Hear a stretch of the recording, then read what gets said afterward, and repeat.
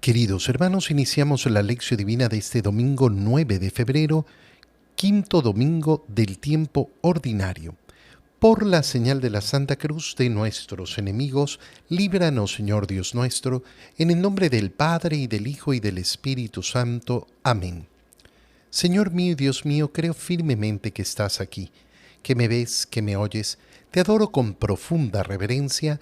Te pido perdón de mis pecados y gracia para hacer con fruto este tiempo de lección divina. Madre mía Inmaculada, San José, mi Padre y Señor, Ángel de mi guarda, interceded por mí. En la primera lectura de este domingo leemos el libro del profeta Isaías, capítulo 6, versículos 1 al 2 y 3 al 8. El año de la muerte del rey Osías, vi al Señor sentado sobre un trono muy alto y magnífico. La orla de su manto llenaba el templo. Había 2 serafines junto a él, con 6 alas cada uno, que se gritaban el uno al otro: Santo, santo, santo es el Señor, Dios de los ejércitos. Su gloria llena toda la tierra. Temblaban las puertas al clamor de su voz y el templo se llenaba de humo. Entonces exclamé: ¡ay de mí!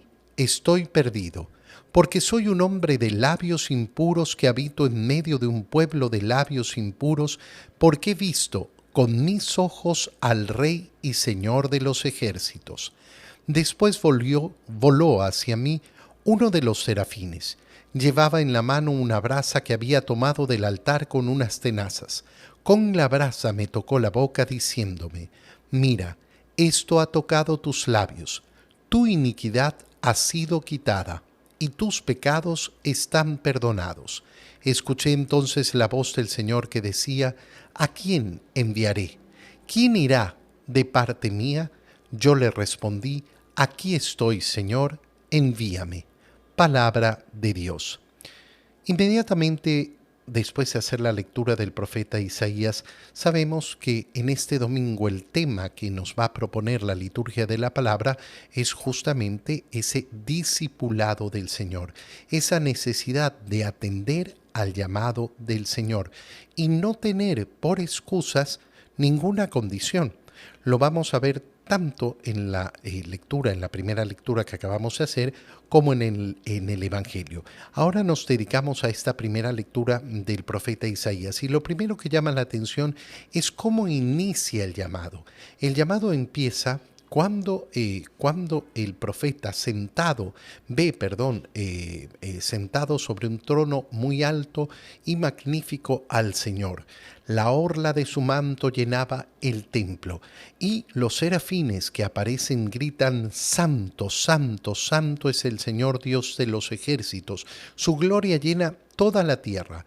Estas palabras las conocemos perfectamente. Son las palabras que pronunciamos después del prefacio. El prefacio en la Santa Misa es aquel que empieza con: el Señor esté con ustedes, levantemos el corazón, demos gracias al Señor. Y comienza un prefacio que normalmente está ubicado dentro de la celebración que se está haciendo. Hay prefacios comunes y prefacios propios de cada fiesta. Y justo cuando termina, nos unimos a los santos y a los ángeles para cantar: Santo, Santo, Santo es el Señor. Entonces estas palabras las conocemos muy bien. Cuando las encontramos en el profeta Isaías, entonces vemos que hay una referencia a ese culto debido a Dios. Y efectivamente, esa cercanía con el Señor, ese acercarse al Señor, ese ver su magnificencia, va a ser el primer punto de ese llamado. Lo vamos a ver repetido, como lo dije antes, en el Evangelio. Pero ahora nos fijamos en este llamado. Cuando ocurre todo esto y tiemblan las puertas del templo y se llena de humo, entonces el profeta exclama: ¡ay de mí! Estoy perdido, porque soy un hombre de labios impuros, es decir, delante de la presencia del Señor, delante de la magnificencia del Señor. ¿Qué ocurre en el corazón? Ocurre darme cuenta de mi pequeñez, ocurre darme cuenta de mis pecados, ocurre darme cuenta de lo indigno que puedo ser delante del Señor.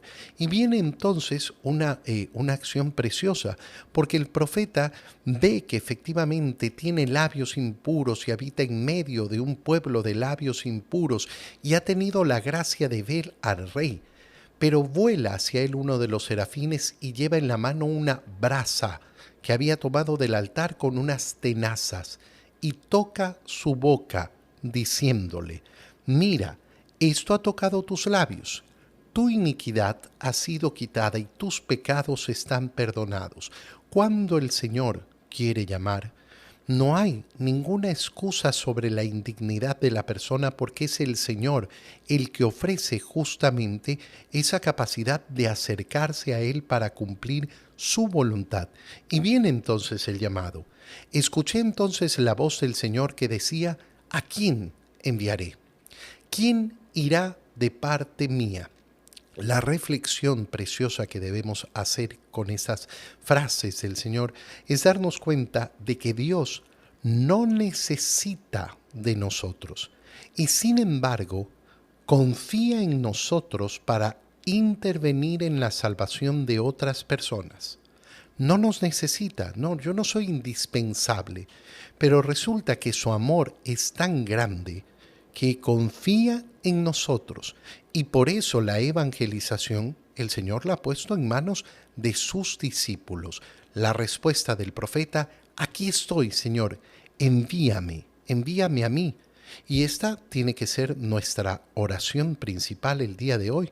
Aquí estoy, Señor, dime cuál es tu voluntad, dime qué es lo que esperas de mí, dame la fortaleza y limpia mi corazón para poder cumplir tu voluntad.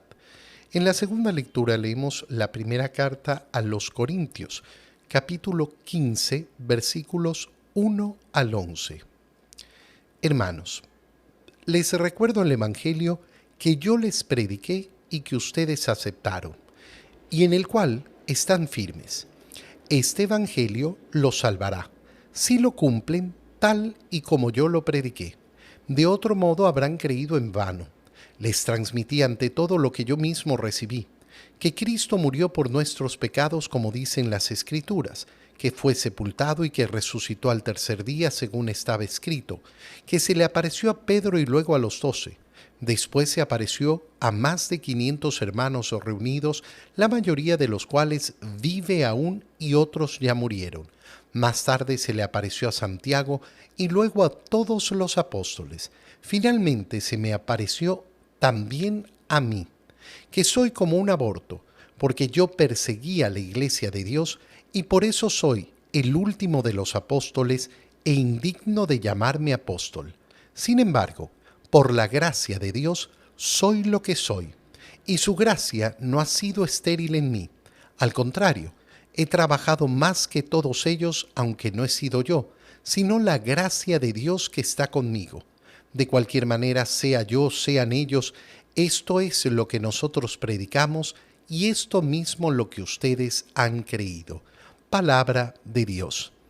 Fíjate cómo en la segunda lectura se nos destaca que ese evangelio que hemos recibido, lo hemos recibido por la predicación de los apóstoles, que lo hemos recibido porque Dios, como decíamos en la primera lectura, ha confiado en los discípulos para llevar el evangelio.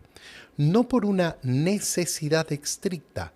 Dios podía haber escogido 1000 modos distintos para realizar la evangelización y sin embargo ha escogido este modo. ¿Cuál es el modo? Confiar. Confiar en ti, confiar en mí, confiar en cada uno de los que llama para que prediquemos el Evangelio, para que llevemos el Evangelio al mundo. Y ese Evangelio tiene la certeza, la seguridad de brindar la salvación si es que se lo acepta y se lo cumple.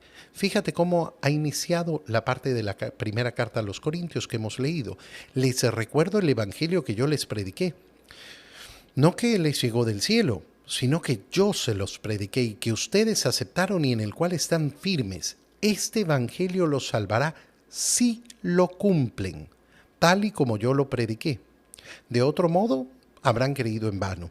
Ya lo decíamos esta semana cuando escuchamos esa expresión de católico no practicante. No, no existe el católico no practicante porque la religión se practica, porque creer en el Evangelio significa luchar para poner en práctica lo que escuchamos. Y entonces lo dice, este Evangelio lo salvará. Pero no porque lo escuché, no porque yo sé, sino porque lo pongo en práctica, es decir, porque lo cumplo. Les transmití, continúa San Pablo diciendo, lo que yo mismo recibí. ¿En qué consiste el Evangelio? En creer que Jesucristo es verdadero Dios y verdadero hombre. Por eso utiliza la terminología Cristo. Cristo no es un nombre, Cristo es un título que cuando se utiliza justamente para transmitir esa fe, que Jesús es el Verbo de Dios hecho carne, el Cristo, el Mesías, que murió por nuestros pecados, que fue sepultado y que resucitó al tercer día. Y cuando resucitó, se apareció a los diferentes apóstoles, a los discípulos y a muchas personas que todavía viven entre nosotros, dice San Pablo. Y se me apareció también a mí, que soy como un aborto. ¿Por qué utiliza esta palabra San Pablo? Porque perseguía a la iglesia de Dios. Fíjate cómo vuelve a aparecer la indignidad. ¿Qué leíamos en la primera lectura? En la primera lectura leíamos cómo el profeta se da cuenta que es un hombre de labios impuros y vive en un pueblo de labios impuros. Y ahora vemos a uno que se considera a sí mismo como un aborto porque persiguió a la iglesia de Dios y por eso soy el último. Y sin embargo, por la gracia de Dios, soy el que soy. Y su gracia no ha sido estéril, porque he trabajado, dice San Pablo, más que los demás apóstoles, aunque no he sido yo, sino que en la gracia de Dios que está conmigo. Pero en todo caso, sean ellos o sea yo, esto es lo que nosotros predicamos y esto mismo lo que ustedes han creído, es decir, hemos predicado el Evangelio de vida, el Evangelio de salvación. Y ahora entramos en la lectura del Evangelio y leemos el Evangelio de San Lucas, capítulo 5, versículos 1 al 11. En aquel tiempo Jesús estaba a orillas del lago de Genezaret y la gente se agolpaba en torno suyo para oír la palabra de Dios. Jesús vio dos barcas que estaban junto a la orilla. Los pescadores habían desembarcado y estaban lavando las redes. Subió Jesús a una de las barcas, la de Simón, le pidió que la alejara un poco de tierra y sentado en la barca enseñaba a la multitud. Cuando acabó de hablar, dijo a Simón: «Lleva la barca mar adentro y echen sus redes para pescar». Simón replicó: «Maestro, hemos trabajado toda la noche y no hemos pescado nada, pero confiado en tu palabra echaré las redes». Así lo hizo, y cogieron tal cantidad de pescados que las redes se rompían. Entonces hicieron señas a sus compañeros que estaban en la otra barca para que vinieran a ayudarlos. Vinieron ellos y llenaron tanto las dos barcas que casi se hundían. Al ver esto, Simón Pedro se arrojó a los pies de Jesús y le dijo: «Apártate de mí, Señor, porque soy un pecador». Porque tanto él como sus compañeros estaban llenos de asombro al ver la pesca que habían conseguido. Lo mismo les pasaba a Santiago y a Juan, hijos de Zebedeo, que eran compañeros de Simón. Entonces Jesús le dijo a Simón: «No temas, desde ahora serás pescador de hombres». Luego llevaron las barcas a tierra y dejándolo todo, lo siguieron. Palabra del Señor. Conocemos muy bien este evangelio y es un evangelio que nos encanta porque además lo cantamos. Esa canción tan bonita, Pescador de Hombres, nos hace siempre recordar este llamado del Señor y es un llamado que nos llega al corazón. Ese ser pescador, ese hombre, tiene todo un elemento poético tan hermoso, pero siempre vale la pena analizar, reflexionar sobre los particulares de este evangelio. Fíjate cómo inicia en la predicación. Jesús estaba en las orillas del lago de Genezaret y la gente se agolpa en torno a suyo. Quiere oír la palabra de Dios. Y entonces, viendo tanta muchedumbre, Jesús vio a estas dos barcas que estaban en la orilla. Los pescadores habían desembarcado y estaban lavando las redes, es decir, han llegado de su jornada de pesca durante toda la noche, como nos enteramos después. Y Jesús lo que hace es subir a una de las barcas, la de Simón, y le pide que la aleje un poco de la tierra para, sentado ahí, seguir enseñando. Fíjate entonces cómo se nos presenta el evangelio del llamado a los primeros discípulos, con Jesús haciendo todo, todo lo necesario para poder seguir predicando. Esto es una hermosura, es una belleza, porque viendo la cantidad de gente y viendo que era imposible estar ahí sin ser atropellado, sin ser empujado, el Señor busca el modo. Y si tiene que subirse a una barca y desde la barca seguir predicando, lo va a hacer. Esa disposición de Jesús de llevar la palabra de Dios es el primer paso que nos muestra cómo va a ser el discipulado. La segunda parte es cuando termina de predicar. Y entonces le dice a Simón, lleva la barca mar adentro y echen las redes para pescar. Y entonces nos enteramos de lo que ha sucedido. Hemos trabajado toda la noche y no hemos pescado nada, pero confiado en tu palabra echaré las redes. En una jornada de pesca, normalmente puede ocurrir que no se pesque mucho, pero habrá otras pescas que son efectivamente muy buenas. Esa es parte de la vida del pescador. Sin embargo, sabemos que al ver la cantidad de pescados, Pedro ha quedado impresionado lo mismo que todos sus compañeros. ¿Por qué? Bueno, porque eran tantos peces. No es ese el elemento. No es el elemento solo la cantidad de los peces, sino que hay algo mucho más. Esta pesca que están realizando Pedro y sus compañeros es una pesca de baja profundidad y por eso se realiza en la noche. ¿Por qué? Por un simple elemento que es muy conocido por los pescadores. Cuando no está el sol, la temperatura del agua baja y los peces suben. Por eso es más fácil pescarlos con esa pesca de baja profundidad. Si yo quiero pescar durante el día, entonces tengo que lanzar redes que sean capaces de llegar a mayor profundidad. Esta pesca más artesanal es de baja profundidad.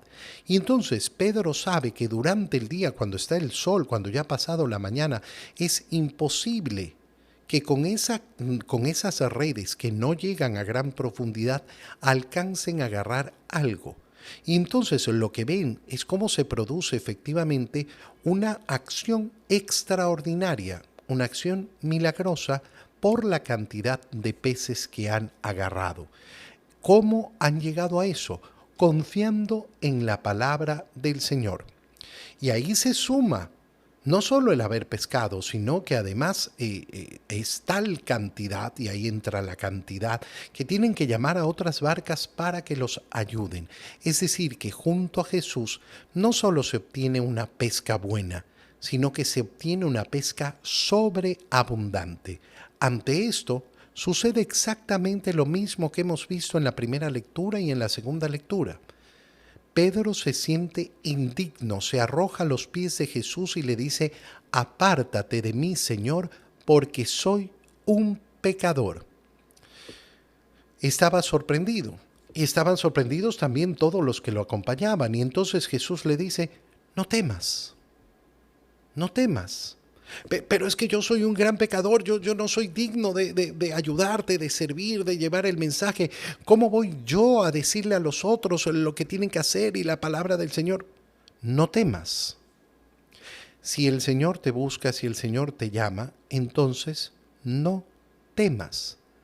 ¿Cuántos miedos apresan a tantas personas para nunca aceptar el apostolado, para nunca realizar la predicación de la palabra? Y viene una última parte importantísima y preciosa. Cuando le dice el Señor, desde ahora serás pescador de hombres, ¿qué le está diciendo? Le está diciendo, oye, no vas a tener que aprender una gran cosa nueva. Eso que sabes hacer, eso que tú sabes hacer, eso que has venido haciendo toda tu vida, ahora simplemente lo vas a aplicar de otra manera. El Señor no nos va a pedir que hagamos lo que es imposible para nosotros, lo que no conocemos. El Señor nos da la gracia para hacer cosas extraordinarias, pero ¿a partir de dónde? De aquello que podemos ofrecerle, de aquello que podemos darle.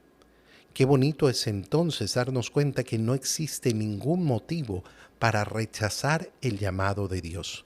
Te doy gracias, Dios mío, por los buenos propósitos, afectos e inspiraciones que me has comunicado en este tiempo de lección divina. Te pido ayuda para ponerlos por obra.